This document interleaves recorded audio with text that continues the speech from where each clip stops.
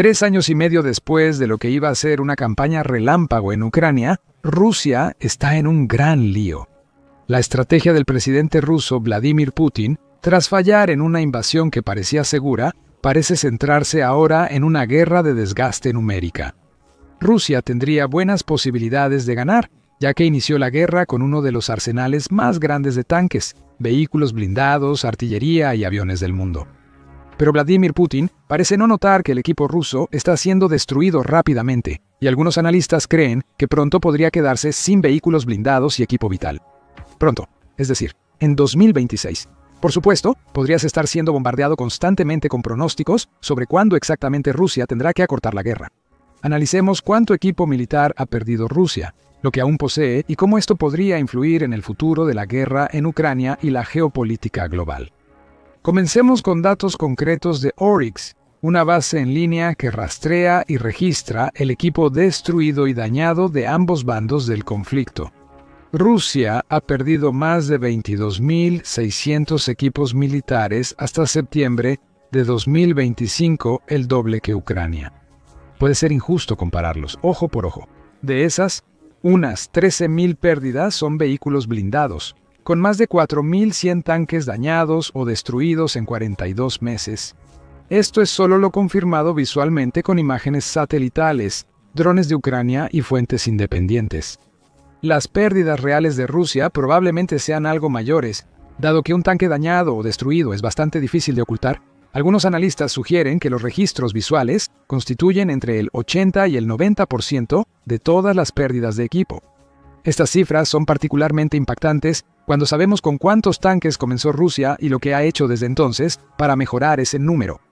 El Informe de Equilibrio Militar 2022 del Instituto Internacional de Estudios Estratégicos indica que al inicio de la guerra, Rusia tenía unos 3.300 tanques T-72, T-80 y T-90 modernizados en despliegue activo. El Instituto Internacional de Estudios Estratégicos también sugirió que Rusia tendría entre 5.000 y 17.500 tanques almacenados, principalmente sobrantes soviéticos en distintos estados de deterioro al inicio de la guerra. Desde mayo de 2022, informes visuales y de inteligencia militar ucraniana señalaban que Rusia sacaba tanques antiguos de sus almacenes, con imágenes de T-62 apareciendo en la línea del frente. En ese momento, algunos informes sugerían que Rusia ya había perdido 1.000 tanques, pero es más justo decir que esto fue una exageración, dado el nivel de pérdidas que ocurrieron después. Para complicar aún más los cálculos, está el hecho de que Rusia nunca dejó realmente de producir nuevo equipo o de reacondicionar los antiguos. Rusia puede fabricar unos 250 tanques modernos al año, como T-70 y 2 mejorados o más nuevos. Como la guerra lleva 42 meses, esto añadiría unos 800 tanques modernos más al arsenal que Rusia podía perder. Oryx confirmó que unos 3.100 tanques perdidos por Rusia eran versiones de T-70 y 2 T-80 y T-90, con otros 500 tanques que no pudieron ser identificados correctamente.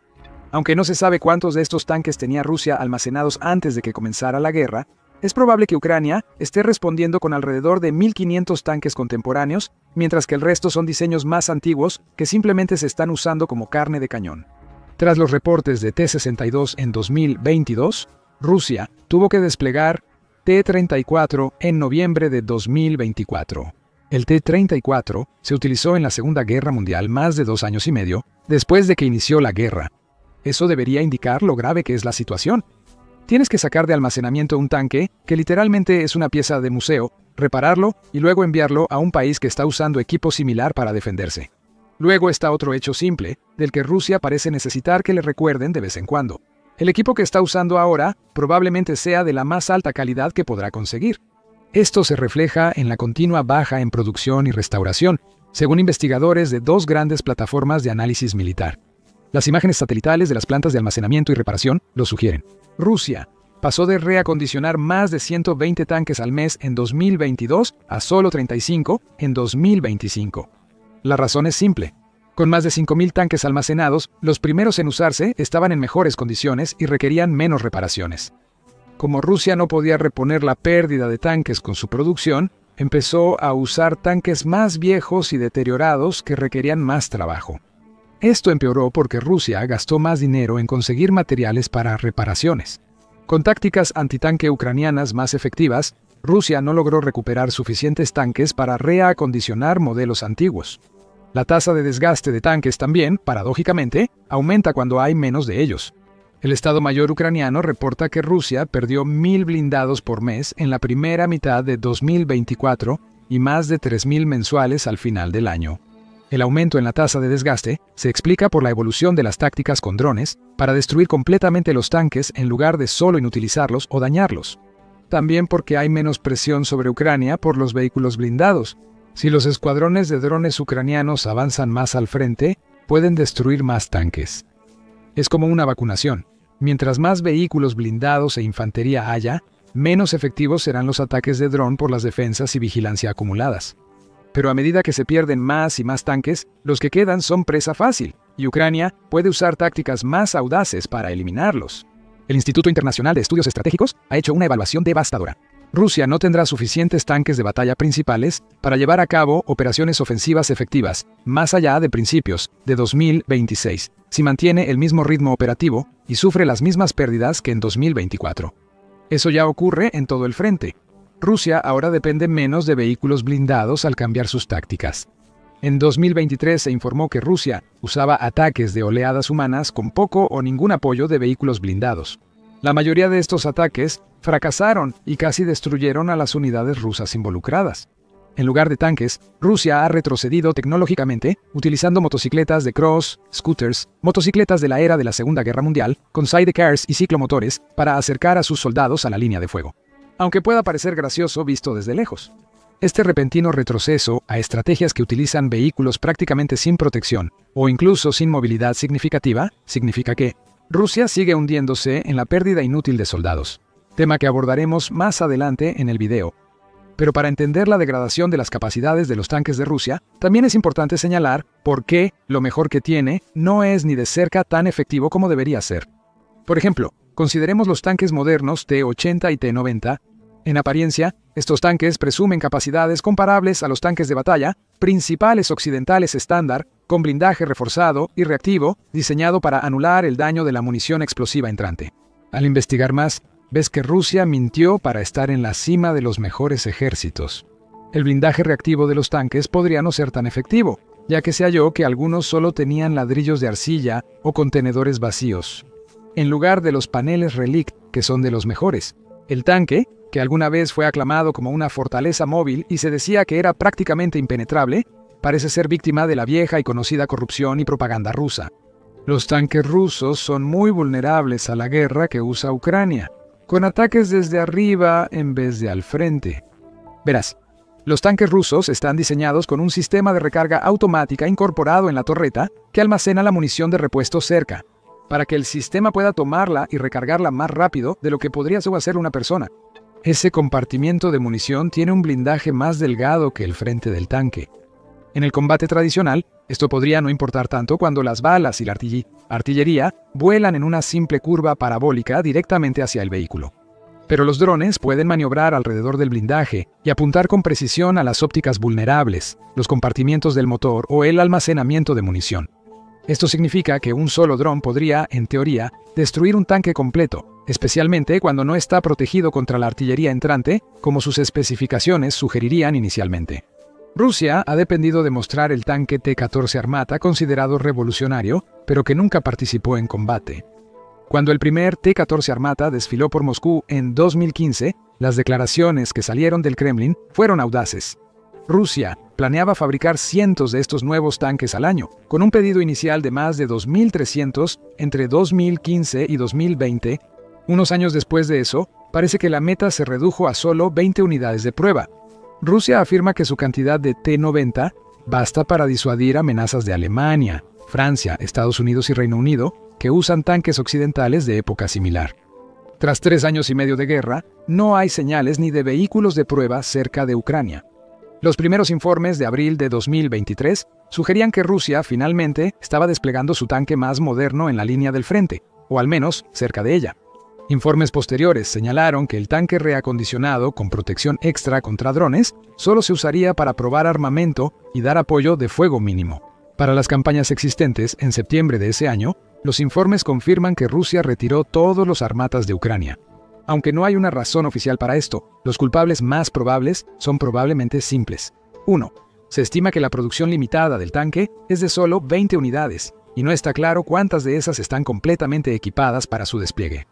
2. Las tecnologías avanzadas y los armamentos que el tanque necesitaba probablemente eran demasiado caros para mantener a largo plazo, especialmente considerando que Rusia ya estaba teniendo dificultades para reparar sus tanques más antiguos, que fueron construidos exactamente bajo el paradigma de ser fáciles de usar y reparar desde la época soviética. Al final, los tanques fueron inútiles en la guerra, ya que estaban diseñados para combates tradicionales entre vehículos. No contaban con protecciones ni contramedidas electrónicas contra drones, que solo se difundieron mucho después de los primeros diseños del tanque. Si los tanques muestran el agotamiento ruso, la artillería revela algo aún más humillante.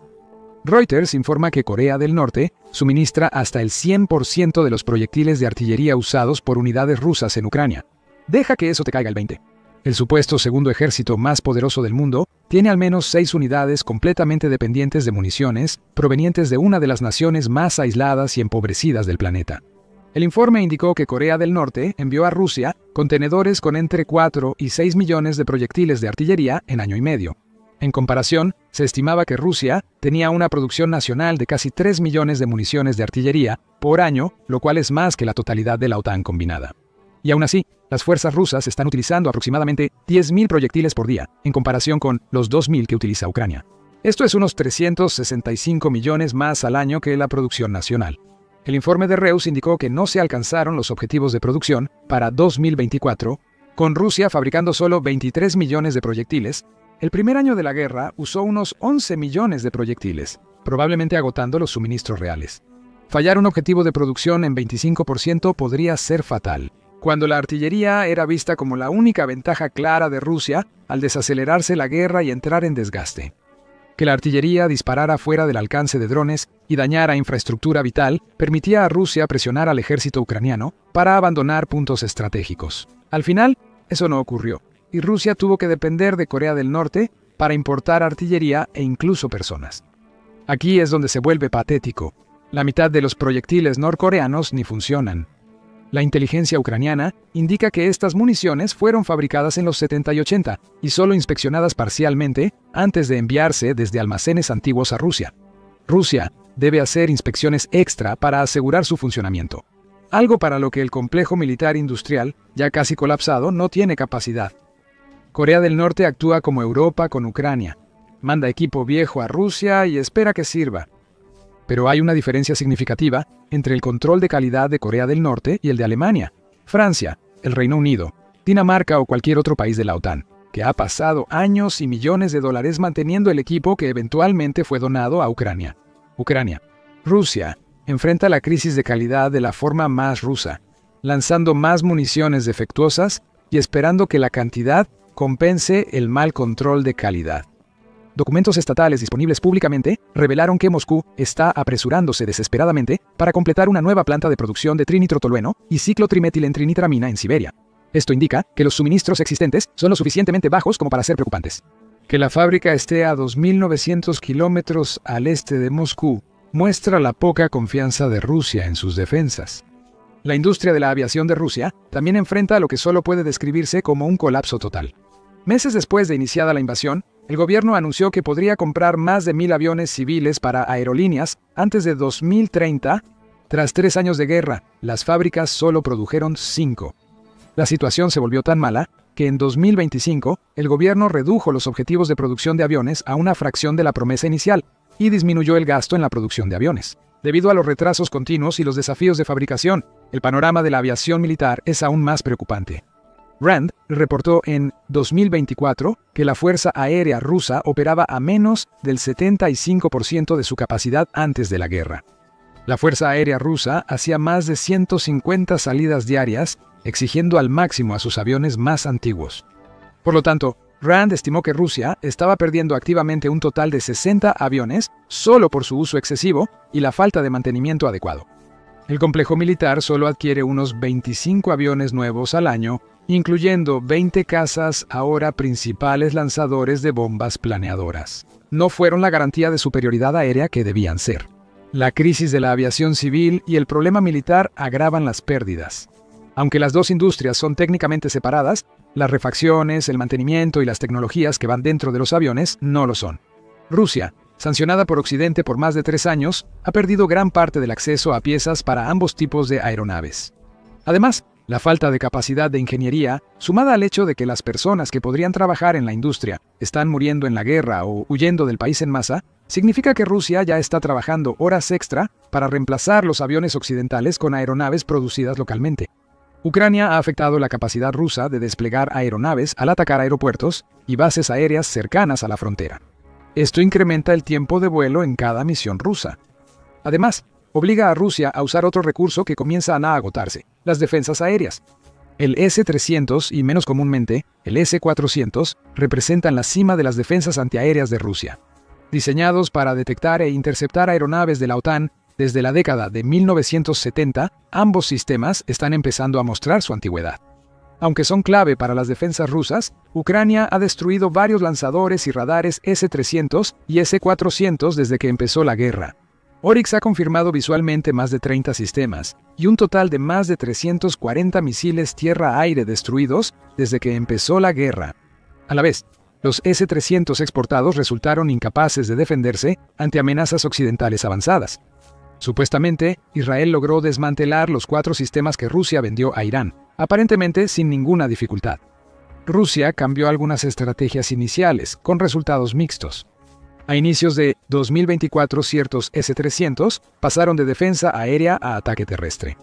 Rusia ha pasado de usar misiles de crucero guiados a lanzar misiles S-300 tierra-aire soviéticos contra objetivos terrestres. Este cambio implica modificar los misiles, que usan rastreo por sistema de posicionamiento global y no firmas de calor para localizar. Los misiles requieren distintas ojivas, como explosivas o perforantes, más efectivas contra objetivos terrestres como refugios y bases.